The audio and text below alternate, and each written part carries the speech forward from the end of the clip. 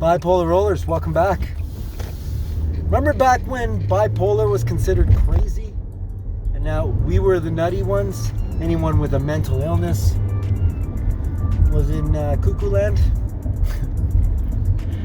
You can use that expression if you want. Well, have you seen the world lately?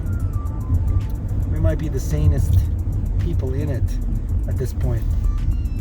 Because often we think outside the box, often we attack things with a type of manic enthusiasm that the world is lacking right now, because people are doing a lot of talking, but there's not a lot of real action taking place other than the stifling of actions, the stifling of opinions. How do we make sense of a world that doesn't make sense when we've got enough issues to deal with? Now we've got to deal with a world that's lost its mind. Well, I'll tell you how. By focusing on yourself. There was a interview that I saw with Jordan Peterson a while back where a climate activist said that how can you be concerned with people cleaning their room or looking after their little life when all these pressing problems are happening in the world and they're not being dealt with? And Jordan, being the brilliant guy that he is, said, I think that if you get your house in order, then you're better able to tackle the world and to be more effective in your career. And if you're effective in your career, you can benefit yourself and others, and you might attain a certain level of clout or power. And with that power, you can, help influence the world, help make lasting and meaningful changes. It starts small, but it builds to something. And if you can't make any lasting or meaningful changes to the world if you don't have your own house in order. Now, I'm guilty of this myself. When you get to a certain point where you're giving so much advice to people and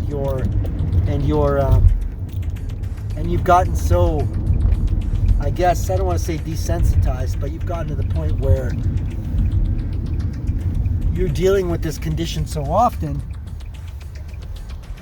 you can actually have a detrimental effect on your mental health, because just like bipolar is famous for doing, you get cocky, you think you got it down, and you stop putting in the work.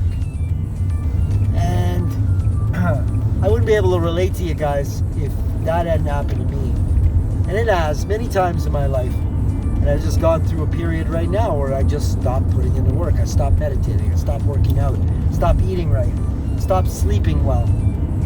I stopped being who I am.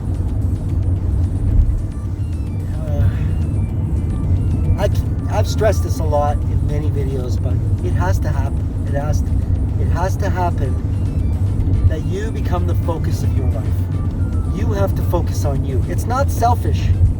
You aren't any good to anyone if you're not looking after yourself. So stop worrying about other people. Stop worrying about the world and start focusing on your little microcosm.